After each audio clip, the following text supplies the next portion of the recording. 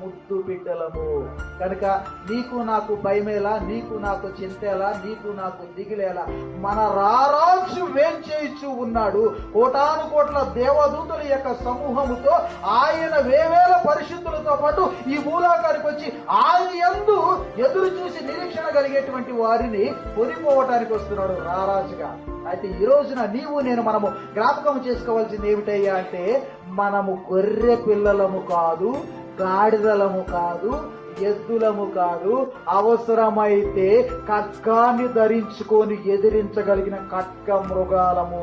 బలమైనటువంటి సర్వ సైన్యాధ్యక్షుడి యొక్క శరీర దారుఢ్యము కలిగి, వేగము కలిగి, పౌరుషము కలిగి, రోషము కలిగి, ఎదురు వచ్చినటువంటి శత్రువుని కొమ్ము కలిగినటువంటి అధికారము కలిగినటువంటి వారే క్రైస్తవ జనాంగాలు, వారే ఖడ్గ మృగాలు, గొర్రె పిల్లలు కానే కాదు.